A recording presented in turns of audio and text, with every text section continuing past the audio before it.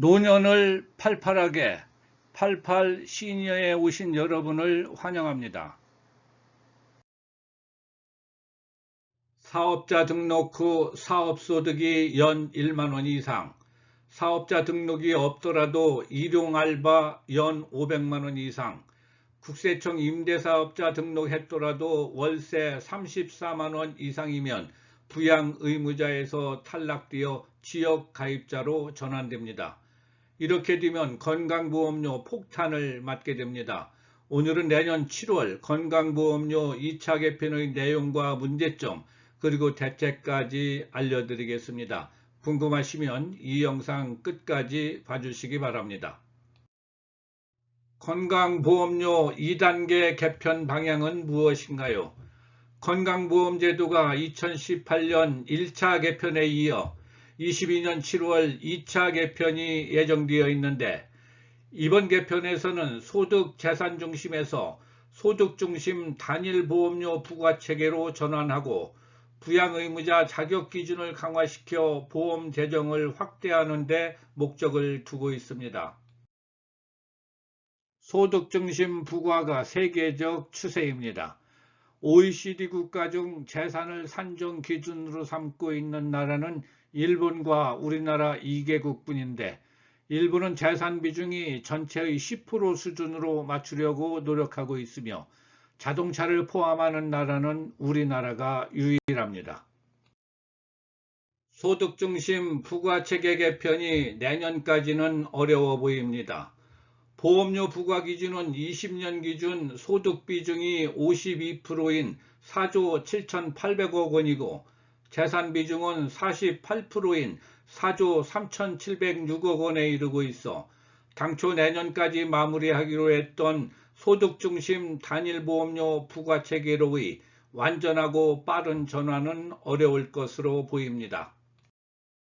그 이유는 아직도 전체 보험료 부과액 가운데 절반 정도가 재산 비중이 차지하고 있어 소득만으로 부과하면 보험료 수입 감소가 예상되고, 고액 재산가와의 형평성 문제가 제기될 우려가 있으며 자영업자의 정확한 소득 파악이 곤란하다는 이유로 정부가 선뜻 결정하지를 못하고 있습니다. 김용희 국민건강보험공단 이사장도 10월 15일 국회 보건복지위원회 국정감사에서 내년도 건보료 부과체계 개편 시 소득중심 단일 부과체계를 마련할 수 있을지는 상당히 의문시된다면서, 다만 연구 검토는 적극적으로 할 필요가 있다고 말해 아직 시기상조라는 뉘앙스를 남겼습니다. 건강보험료 2단계 개편의 주요 내용은 무엇인가요? 부양의무자 탈락 기준을 소득과 재산의 기준금액을 하향 조정하여 강화하였고, 소득위주 부과를 위해 연금소득 등 반영액을 기존 30%에서 50%로 확대하였으며, 재산의 기본공제를 5천만 원 일률공제로 변경을 검토하고 있습니다. 건강보험 피부양자 유지 조건은 무엇인가요? 내년 7월부터 건강보험의 피부양자 자격은 사업소득이 없어야 하고 합산소득은 연 2천만 원 이하여야 하며 재산과표는 3억 6천만 원 이하여야 합니다. 3억 6천만 원에서 9억 원인 경우엔 연간소득 1천만 원 이하여야 합니다. 이 세 가지 중에서 단 하나라도 충족하지 못하면 탈락됩니다. 사업소득이 없어야 한다는 의미는 사업자 등록증이 있으면 연간 수입에서 필요경비와 기본공제를 제외하고 1만 원 이상 소득이 있으면 안 되고, 사업자 등록증이 없어도 프리랜서나 아르바이트 등으로 연간 500만 원 이상 소득이 있으면 역시 탈락됩니다. 임대사업자의 부양의무자 자격 유지 조건은 무엇인가요? 임대사업자의 경우 국세청 사업자 등록과 지자체 임대사업자 등록을 모두 마친 경우 임대수입 1천만 원, 월세 83만 4천 원 초과 시 부양의무자에서 탈락하고, 위 두 가지 등록 중 하나만 하거나 둘 다 안 한 경우는 임대 수입 연 400만 원, 월세 33만 4천 원을 초과해도 탈락됩니다. 2단계 개편 시 건강보험료 인상 사례를 알아보겠습니다. 사례에 앞서 우선 개념을 정리하겠습니다. 시가는 실거래가를 이야기하고 공시가격은 실거래가의 60%를 곱하여 산정합니다. 재산세 과표는 공시가격에 건물은 60%, 토지는 70%를 곱하여 산정합니다. 문제는 공시가격은 취득세, 재산세 등 보유세는 물론 기초연금, 국민연금, 건강보험료 등 60여 가지의 기초 산정 자료가 되는데 정부는 시가의 90% 수준까지 인상하겠다는 계획을 갖고 있어 국민 부담은 계속 증가할 것으로 보입니다. 부양의무자 자격 탈락 시 보험료 예상액은 얼마인가요? 시가 15억 원 아파트 국민연금 월 90만 원을 수령 시 재산세 과표는 5억 4천만 원이고 점수로 환산하면 841점, 소득은 90만 원씩 12개월에 30%만 인정하여 324만 원이 되고 점수 186점이 됩니다. 건강보험료는 23만 5,130원입니다. 시가 7억 원 아파트 국민연금 월 190만 원을 수령할 경우 재산과표는 2억 5,200만 원이 되고 점수는 637점입니다. 소득은 190만 원씩 12개월에 30%를 인정하여 684만 원이 되고 점수는 326점입니다. 건강보험료는 22만 470원이 됩니다. 이 두 사례는 그동안 자녀 직장보험 피부양자로 등재되었다가 부동산 가격이 오르면서 탈락되어 지역가입자로 전환되어 월 20만 원 이상 건보료를 내게 된 경우입니다. 서울거주 73세 A씨 아파트 시가 24억 원짜리를 소유하고 있고 국민연금 68만 원에 다른 소득은 일체 없습니다. 소득 금액은 1년치 50%를 부과하여 408만 원, 점수는 222점이고 재산세 과표는 9억 원으로 1001점이 되어 건강보험료로 28만 원을 내게 됩니다. 근데 이분은 올까지는 자녀의 부양 의무자로 등재되어 있는데 재산세 과표가 9억 원 이하이고 연소득이 1,000만 원 미만이기 때문에 가능했습니다. 그러나 내년부터는 국민연금 68만 원 중에 건강보험료로 28만 원을 내고 남는 금액 40만 원으로 아파트 관리비 30만 원, 공공요금 10만 원을 내면 이제 먹고 살 돈이 없게 됩니다. 부양의무자 탈락 시의 문제점은 무엇인가요? 부동산 가격 폭등과 공시가격 현실화, 그리고 소득 기준이 2천만 원 이하로 강화되면서 피부양자 자격이 상실되어 새로이 지역가입자로 편입된 분들의 부담이 과중하다는 것과 재산을 제외하고 소득만으로 부과하는 직장가입자와의 형평성이 문제가 되고 있습니다.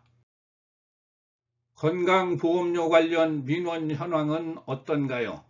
실제 지난해 공단에 제기된 민원 1억 건 중 자격 부과 징수 등 보험료 관련 민원이 73.5%인 7,764만 건에 달했으며 제5차 재난지원금 관련 지난 9월 6일부터 13일까지 8일 동안 공단에 제기된 민원은 49만 8천 건으로 나타났습니다.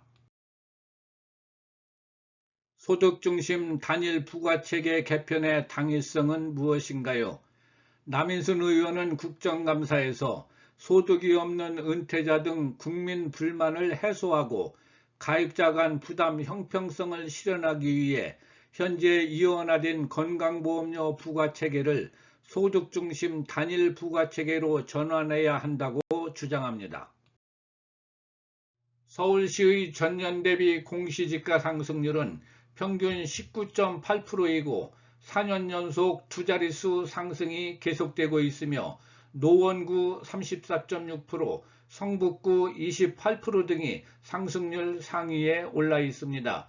김용희 국민건강보험공단 이사장도 답변을 통해 부동산의 가격 인상 등에 건강보험료 영향이 최소화되도록 여러 노력을 하고 있다고 말했습니다. 금년 12월부터 보험료를 한시적으로 감면합니다. 내년 개편에 앞서 올해 주택 공시가격 상승으로 건강보험 피부양자 자격을 상실하여 지역가입자로 전환된 분들에게 금년 12월분부터 내년 6월분까지 7개월간 한시적으로 50%를 감면하지만 내년에 공교롭게도 3월 9일 대선과 6월 1일 전국 단위 지방선거가 있습니다. 금년 11월부터 재산기본공제도 상향 조정됩니다. 올해 11월부터 재산기본공제 구간별 500에서 1200만원을 1000에서 1700만원으로 일률적으로 500만원씩 인상하지만 과표 5천만원 이하에만 해당되어 큰 혜택을 기대하기는 어려워 보입니다. 최저보험료 적용 대상 금액도 인상됩니다. 최저보험료 적용 대상을 연소득 100만원 이하에서 336만원 이하로 확대하여 연간 1120만원 이하까지의 근로소득은 최저보험료만 부담하게 되어 저소득층의 부담을 완화하게 되었습니다. 2단계 개편의 문제점은 무엇인가요? 부양의무자에서 탈락하는 분들이 대개가 은퇴로 수입이 줄어든 60세 이상인데다 직장 가입자에 얹혀 한 푼도 안 내다 갑자기 20만원 이상 고액을 내야 하기 때문에 불만이 많을 수밖에 없습니다. 그리고 문재인 정부 출범 이후 보장성 강화로 보험 지출이 증가하면서 보험공단의 재정 적자도 계속 늘고 있어 빠른 대책 마련이 시급해 보입니다.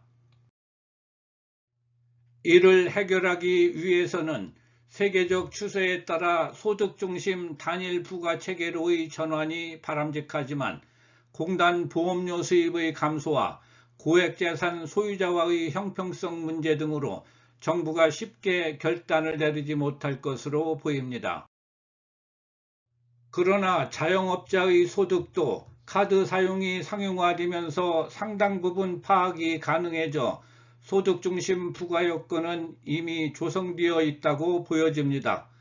그렇다고 재산 부과체계를 서둘러 폐지하고 소득중심 단일 부과체계로 급격하게 개편하기보다는 일정 기간 재산 비중은 줄이고 소득 비중을 늘려가는 점진적 개혁이 바람직해 보입니다. 가입자들도 합법적인 범위 내에서 재취업, 자녀에 대한 증여, 사적연금 보강, 비과세 저축 활용, 금융소득의 1천만원 이하로 조정 등 보험료를 줄이는 노력을 해야 하겠습니다. 오늘은 내년 7월 건강보험제도 2단계 개편을 앞두고 문제점과 대책을 말씀드렸습니다. 오늘 영상이 도움이 되셨다면 구독과 좋아요 눌러주시고 끝까지 시청해주신 모든 분들께 감사드립니다.